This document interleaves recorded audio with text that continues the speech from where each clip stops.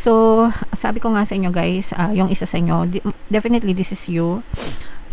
Na parang ikaw yung nagdudusa, parang quietly ka nagdudusa mga kapiksi, parang wala kang masabihan, hindi mo rin masabi sa person mo, kasi baka kung ano yung isipin niya, kapag sinabi mo yun, parang ayaw mo dumating na nagrereklamo ka sa kanya mga kapiksi, kasi parang ayaw mo din naman na iwanan kanya or ayaw mo din na maghiwalay kayo, pero parang hindi mo kayang i-handle yung problema alone.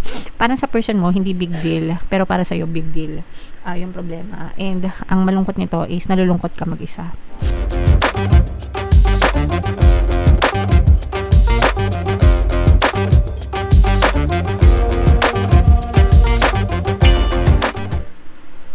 Hello guys, hello Aries, welcome back to Pinay Pixie Tarot. Ang pamagat ng episode natin for tonight is Silip sa Pag-ibig para ngayong July para sa Aries, Sun, Moon, Rising Sign, and Venus.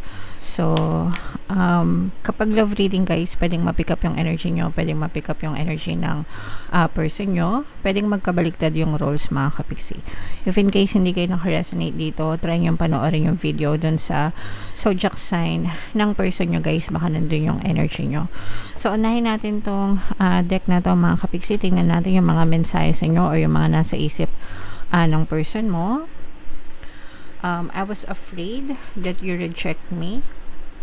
Yan. I was afraid that you would reject me if I shared my feelings to you. So, itong person na to, meron siyang fear of rejection, mga kapigsino. Pwedeng hindi pa siya nag-share ng kanyang feelings sa'yo, no?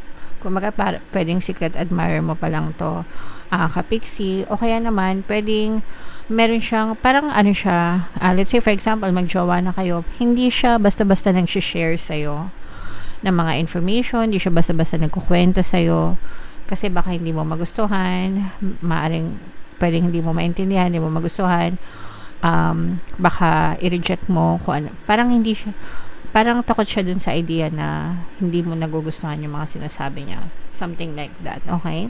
Kaya kung napapansin mo na parang cold siya or hindi makwento, that's because takot siya na kung ano yung isipin mo sa kanya or takot siya na ma-reject siya, mga kapiksi. Alright? Another message guys is, I feel empty and hollow inside. I can't open up right now. So, ito nga yung sinasabi ko na hindi siya masyado nag-open sa'yo. Hindi siya masyadong nag-share mga kapiksi. Hindi lang sa bukod sa takot siya sa rejection, pero parang something is missing sa kanya. Meron siyang hinahanap, merong kulang sa kanya. Ganyan. Pero ayaw niyang i-share sa'yo. Gusto niya sarili niya lang, mga kapiksi. Feeling ko takot din siya na ma-misinterpret mo siya guys. These are feelings of anger inside me that I need to release before I explode. So, meron siyang galit sa puso niya. Not sure if yung galit na yon is dahil sa'yo or because of other circumstances sa buhay niya. Pwedeng meron siyang ibang klaseng pinagdadaanan ng mga personal na situation, kaya punong-puno siya ng galit, or pwedeng galit din dahil sa relationship nyo, lalo na kung meron kayong mga pag-aaway, may mga pagtatalo, ganyan-ganyan. Okay? So, comment down below if naka-resonate kayo. Kung ano lang yung maka-resonate sa inyo guys, take that message, kasi hindi lahat ng mensahe ay mag-resonate sa inyo, Aries. So, ito naman yung mga pwedeng maka-impluwensya sa relationship nyo. Merong short term dito, guys. Pwedeng pang short term lang itong relationship nyo. Mga kapiksi, panandalian lang. Kung bago-bago pa lang kayo nagsisimula, guys. Pwede naman na matagal na yung relationship, pero yung feelings, short-lived lang. Minsan kasi ganun, guys, no? Na kahit na matagal nang nagsasama, pero yung feelings nawawala, 'di ba? Minsan nagsasama na lang kasi may mga anak, ganyan, or maraming reason. Pero yung love, yung saya, yung galak, parang very short-lived lang, mga kapiksi. Ibig sabihin maiksi lang, no? Yung oras, maiksi lang yung lifespan, kumbaga. Meron ditong blonde female na energy. Pwedeng ikaw ito, pwedeng ito yung person mo. Pwedeng he, she, yung relationship nyo. Pwedeng she. Yung iba sa inyo, literal na baka blonde talaga, no? As in, ibang lahi, mga kapiksi. O kaya naman, pwede rin na nagpakulay lang ng buhok. Para mo ang blonde, okay? And then, another message is, meron tayong young female energy. So, pwedeng mas bata ka, pwedeng mas bata yung person mo sa'yo. So, depende guys. Pwedeng mas bata or pwede rin na may pagka-immature ng konti, no? Ibig sabihin, parang hindi pa masyadong ready sa relationship guys. Or bago-bago pa lang nakikipagrelasyon. Kaya hindi pa masyadong mature mag-isip or mature magdala ng relationship. So, comment down below guys if feeling nyo naka-resonate kayo dyan. Hanapin natin yung energy ng Aries. Habang sinashuffle ko to guys, panoorin nyo muna yung video natin regarding sa ating paano mag-manifest ng abundance video course. Kapiksi, sawa ka na ba sa mga struggles at hirap sa buhay mo? Masipag ka ba at masikap sa buhay ngunit hindi ka pa rin umaasenso? Ilang beses ka na bang nag-attempt mag-negosyo at mag-invest pero palagi ka pa rin nalulugi? Sa pagkakataon na ito ay maaaring may subconscious beliefs ka na nagiging balakid sa iyong pag-unlad at pagyaman. Introducing, paano mag-manifest ng abundance video course.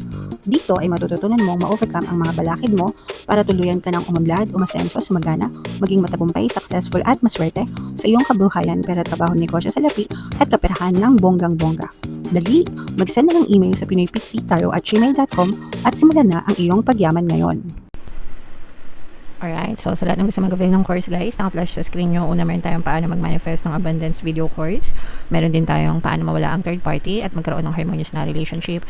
And meron din tayong paano pabalikin si ex-revice breakup. So sa mga interesado guys, mag-send lang kayo ng email sa pinoypixitarot@gmail.com. So, Aries guys, kayo ay represent ng Queen of Wands. Ito yung ating love energy, mga kapiksi. Latag natin yung spread nyo. By the way guys, sa mga gustong matuto mag-manifest, meron tayong exclusive membership program dito sa ating channel, no? Click nyo lang yung join button sa baba. Pagka member na kayo, magkakaroon kayo ng access sa mga exclusive videos natin regarding manifestation using the power of your subconscious mind and law of attraction. So, dito guys, parang masyadong maraming tao sa paligid nyo, mga kapiksi, no?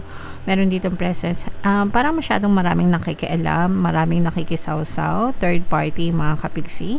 Sa relationship nyo, merong water sign, air sign, fire sign. Actually, lahat ng sign. Earth sign, Capricorn, Taurus, Virgo, parang lahat, no?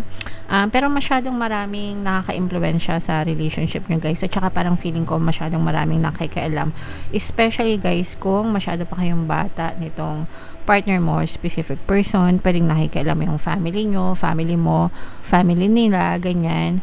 And parang I'm also sensing na medyo hindi pa ready, medyo mababaw pa lang itong relationship na to, at least for some of you, no? Hindi naman sa lahat. Pero nandun yung sinusubukan nyo magtulungan, mga kapiksi.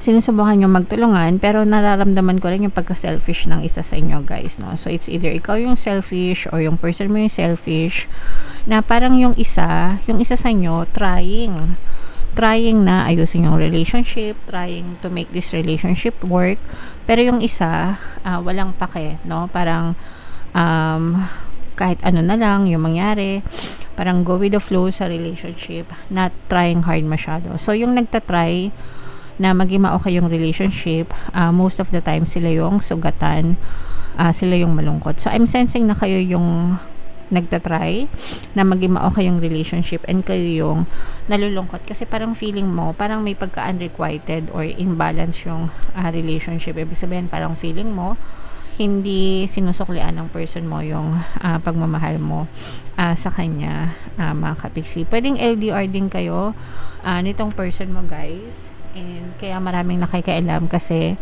pwedeng breadwinner ito, no, sa kanilang family, mga kapiksi. Tapos pwedeng yung mga kinikita, parang kaya nakikialam siguro yung mga other side of the world kasi nagkakaroon sila ng kahati sa padala or pwedeng nababawasan yung padala sa kanila,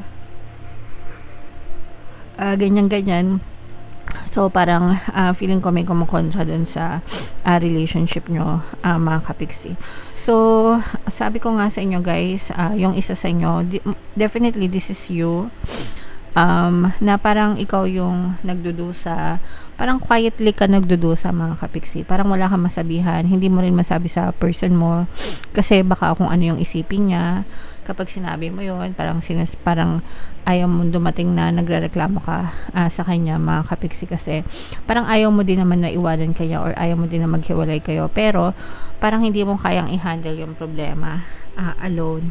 Parang sa person mo, hindi big deal, pero para sa'yo, big deal yung problema. And ang malungkot nito is nalulungkot ka mag-isa. Nalulungkot ka mag-isa and feeling mo hindi mo siya kakampi. Alright? Pero you're focused on your healing, mga kapiksi. Parang sinusubukan mo na lang intindihin. Sinusubukan mo intindihin and sinusubukan mong lawakan yung iyong pasensya, especially importante yan guys, especially kung gusto nyong, kung wala kayong balak hiwalayan yung person nyo and gusto nyo magkaroon ng harmonious na relationship, kailangan talaga, may mga sacrifices talaga, may mga pagtitiis. And yeah, so for some of you, siguro kausapin nyo na lang yung person nyo guys, para mas maging ma-okay kayo. Pero don't forget about yourself. Kumbaga, wag ka masyadong dumepende dun sa relationship para sa happiness mo. You can be happy on your own. Pwede namang in a relationship kayo guys, pero you still have your own happiness, no? You have your own source of happiness. Kumbaga, hindi lang yung relationship mo yung source of happiness mo. Okay? Alright. So, yeah. Comment down below, Aries, if feeling nyo naka-resonate kayo kung love story nyo ba to guys. And for more tarot readings, ito yung playlist nyo. Ito naman yung ating success stories ng paano mag-manifest ng abundance video course. Thank you for liking, sharing, and subscribing guys. See you next time. I love you all. Have a nice day. Bye-bye.